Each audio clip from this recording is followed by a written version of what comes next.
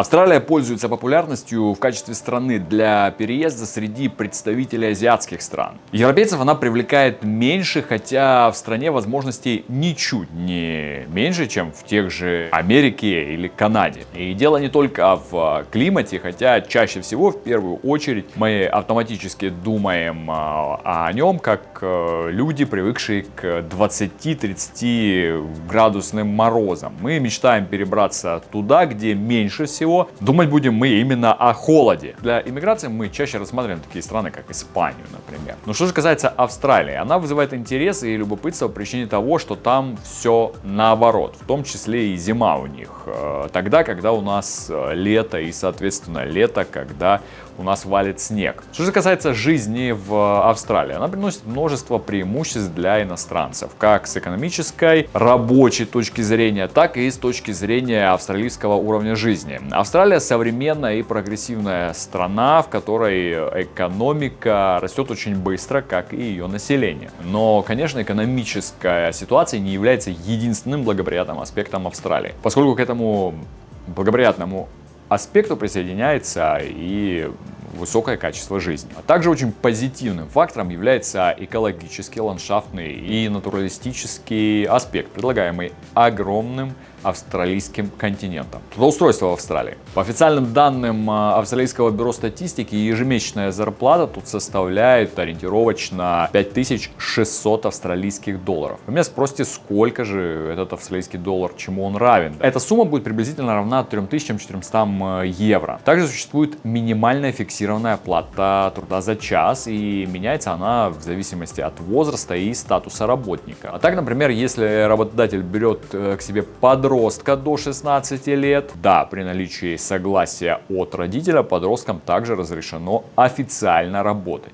И никто не будет кричать: детский рабочий труд. То он обязуется платить ему не менее 6 долларов, 4 евро. Начиная с 16 лет уже не менее 8 долларов, 5 евро. Если этот студент первого курса, не менее 10 долларов. То есть 6 евро. А если студент 4-го курса, от 17 долларов или от 10 евро. Конечно, найти работу по специальности и по душе так сразу не получится, особенно у иностранцев. Но если вы приехали на учебу и ищете варианты заработка, то работу можно найти в довольно краткие сроки. Области, в которых легче всего вписаться, это туризм, питание, то есть официанты, бармены, посудомойки, портье, строительные отрасли, каменщики, неквалифицированные рабочие столяри, в общем, все, что связано со стройкой. Области сельского хозяйства, сборщики фруктов, овощей, работники ферм, работники крупного рогатого скота. Это относительно общие простые варианты. Когда вы выпуститесь из университета, у вас уже будет на руках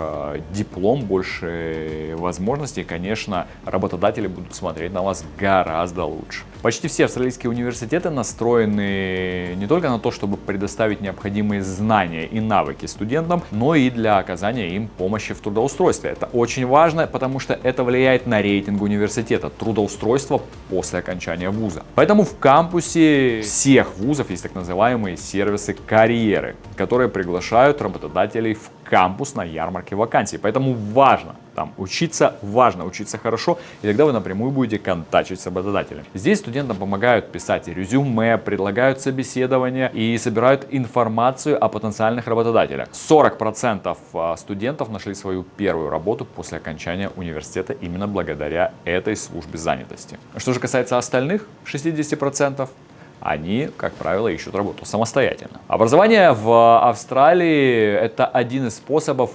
переезда туда же, в Австралию. Да? То вы получаете учебную визу после диплома австралийского вуза, который имеет высокую ценность. Очевидно, да? Он имеет такую же высокую ценность, как канадский диплом или американский. Образование здесь качественное, разве что для всех платное. И есть еще несколько нюансов, которые можно рассматривать как с положительной стороны, так и с отрицательной стороны. Срок обучения зависит только от вас. Вы можете изучать максимум возможных предметов каждый семестр и таким образом закончить вуз через пару-тройку лет, а можете изучать по одному предмету в семестр, а окончить университет значительно позже.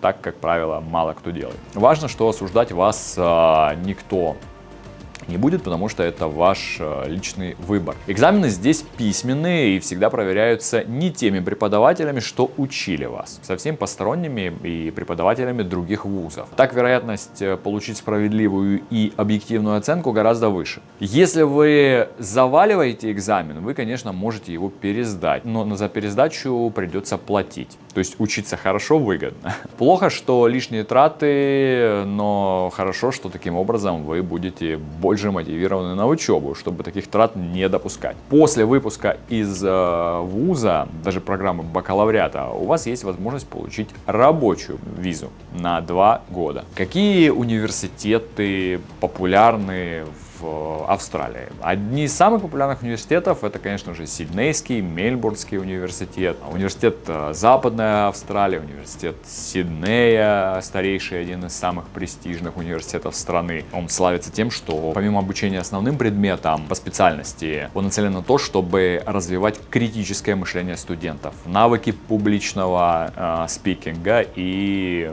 навыки личностного роста. Здесь проводятся различные мероприятия, в которых участвуют студенты, конечно же. Университет Мельбурна имеет в качестве своих сильных сторон обучение медицине, инженерии и искусству. В этом университете сосредоточено множество лабораторий, в которых студенты могут проводить свои исследования. Именно здесь в 2014 году в коровьем молоке были обнаружены антитела, которые способны противостоять ВИЧ. А еще в стенах этого вуза исследователи выяснили, что коалы обнимают деревья из-за жары и таким образом охлаждаются. Вот такая новость. А в университете Западной Австралии обучается около 20% иностранцев. Вуз насчитывает 80 научно-исследовательских институтов. Ну и по мнению Шанхайского академического рейтинга, университет Западной Австралии лучший в области клинической медицины и фармацевтики. И занимает 28-ю позицию в мире в этой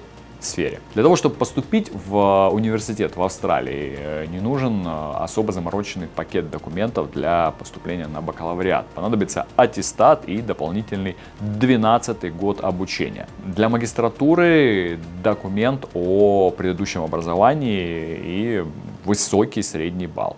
Ну, конечно, не для всех университетов. И здесь на баллы действительно смотрят. Английский язык должен быть на уровне IELTS 6.0, ну, как правило, в целом. TOEFL 78 — это минимум. К основным документам понадобится также мотивационное письмо и рекомендации. Окей, про учебу пока все, да? Интересные вещи, путешествия и спорт. Австралия, конечно же, рай для путешественника. Все, кто там был хотя бы однажды, говорят о том, что Австралия напоминает другой мир, и каждый из ее уголков этот мир свой, особенный и не похожий на другие. Я должен был лететь в Австралию, но, к сожалению, из-за пандемии у меня сорвалась поездка. Хотите, езжайте в одну часть страны и участвуйте в верблюжьих бегах. Хотите, в другой части страны можно даже покататься на лыжах. Да, в Австралии можно покататься на лыжах. А в третьей части поплавать в океане и попробовать стать серфингистом. Кстати, о серфинге. Здесь этот вид спорта очень популярный, занимаются им все, кому не лень. И даже если вы прежде никогда не стояли на доске, это не говорит о том, что вы этому не сможете научиться. Инструкторов и школ здесь хватает, так что при желании вы сможете стать, если не профессионалом, то точно любителем на весьма неплохом уровне. И вообще в целом австралийцы очень трепетно, да, если можно так сказать, относятся к спорту. Даже на пляже они не загорают, а постоянно находятся в воде, в каком-то движнике, играют в волейбол. Они уверены, что океан был создан для того, чтобы в нем плавать, а не валяться на берегу. Живя в стране, где спорт для человека имеет большое значение, постепенно и вы станете уделять ему большое внимание. У меня есть друзья, которые туда переехали, сразу же начали заниматься бегом, велоспортом, очень довольны. Здесь можно отметить стремление австралийцев к правильному питанию.